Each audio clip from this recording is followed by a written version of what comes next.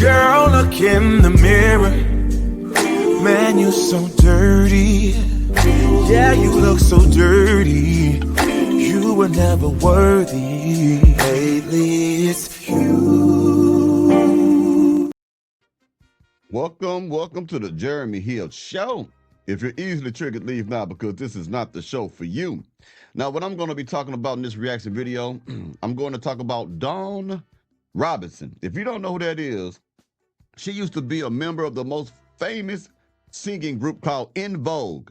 They sung songs like Giving Him Something He Can Feel. You know, I can't sing it, but it's just what it is.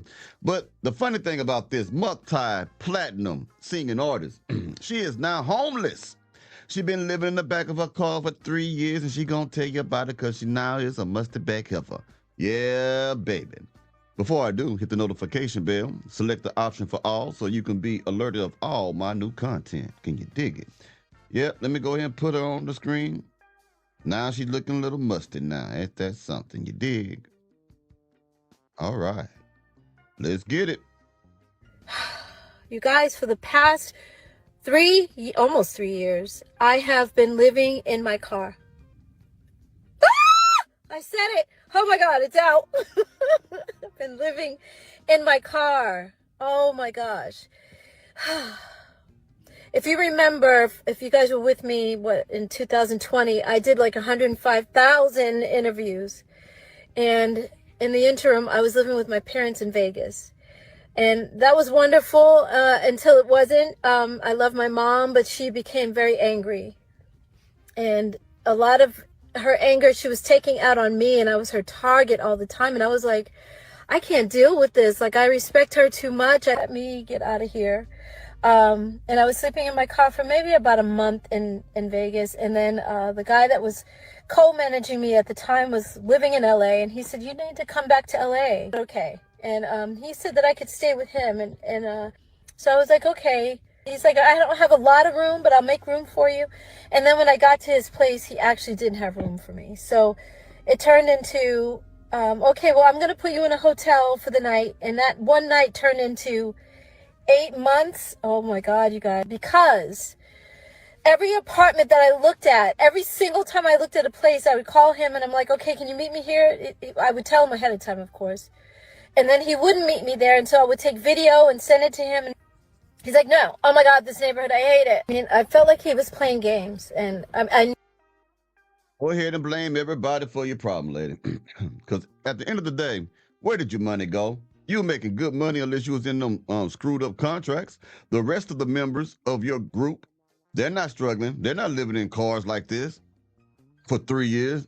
So these people already are aware of how you handle your money on the things that you're doing. Women love to be a victim. They want to act like, oh, the woe is me. It's the manager's fault. He didn't meet me here. It's the mama's fault. She didn't want me to stay there. She got angry. I was the target of everything. No, what it is you. Your mama probably took you in to help you, but your ass probably didn't want to work and probably want to do what you needed to do to record your own solo album if that was the case. You was just a burden, and she was probably getting frustrated with your lackadaisical attitude or whatever it may be. That's why she was getting angry. People don't just get angry for no damn reason unless they jealous of you or some other thing like that. So you left her. Excuse me, my allergies. And then next thing you know, you talking about whoever, your former manager. He gets you over there. He said, nah, there ain't no room over there. But why would he tell you that? I think she lying. I think she capping. She didn't want to stay in there. She wanted, whatever it was. He wanted her to get out. She tried to go get a motel. He ain't trying to help out. There's a reason for that. Why would a man tell you in another state to come stay here so I can help you just for you to get there to try to get the help, but then for some reason you go get a motel, now he don't want to help you? That don't make any sense. That goes to show you that anyone can be a mustard-back heifer. It doesn't matter if you're a singer, if you're talented. Because apparently some man told this woman, who was once famous, that when she asked for his resources and assets, he said, you're never gonna get it, never gonna get it, never gonna get it, never gonna get it, never gonna get it, never gonna get it, never gonna get it. Whoa, whoa, whoa, whoa. Let's go. knew he was playing games, and I wasn't the one. I'm like, come on, I'm trying to make this easier on you because financially, I know it's got to be hard. You're paying your rent and you're paying my hotel. His apartment was $1,700 a month. And then my hotel was over 3,000. Yep. So, and I was always stressed every week because he would pay weekly for the hotel. So every week I was like, oh my God, can you afford it? Are you okay? And he's like, no, I can't, but I'm getting it together. What? You're the one who said to go to the hotel, and you're not approving any of the apartments. Like, it would be so much cheaper to just get me into an apartment. Like, what's the problem? That is not your husband. That's the problem. That's not your daddy for the problem. Okay, check it out. I'm gonna tell you like this. If Don, you got to give up that ass.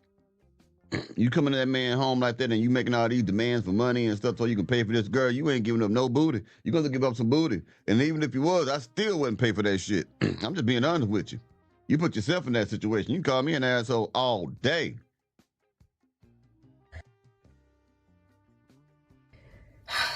You guys, for the past almost 3 years, I have been living in my car. I wanted you to hear that again. For 3 years, this woman has been living in her car. I want you to really think about that, y'all. Can you imagine coming from fame and fortune and then have a spiral downfall into what you saw right then?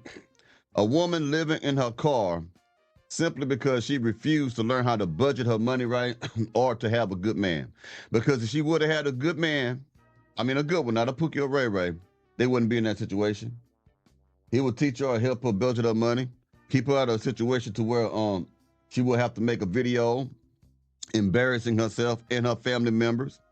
All you just saw was another modern day woman demonstrate to you the lack of accountability. Again, everybody in your group is not struggling. You're the only one in your group that's struggling. You in a car for 3 years. So that means that 3 years, there have been people that have been close to you, I will assume, who knew of your predicament but did not extend any type of aid, any permanent aid. They might have gave you a couple dollars here and there, offered to let you stay on the couch a little while. Yeah, I get that, you did. But they didn't want to invest themselves into you so much that you will become a parasite on them. Women like that quickly exhaust the resources that's readily available to them. People get to know that they are mooching people. People get to know that they don't want to do nothing with their own lives and they're just going to fuck with you to get something out of you. It's just what it is. And these people are always trying to make it seem like it's somebody else's fault. That it's, your fault. They're a victim. Help me. How in the hell can you get frustrated at a man who at least attempted to spend some money for you to get a hotel or attempted to give you a place to stay when you were homeless? That don't make any sense. Or be frustrated with your mother because she wants your ass out the house. You're a grown woman. I can get it. Well, anyway, y'all let me know what y'all think about this situation, man. I'll be talking to y'all pretty soon. Y'all take it easy now, you hear?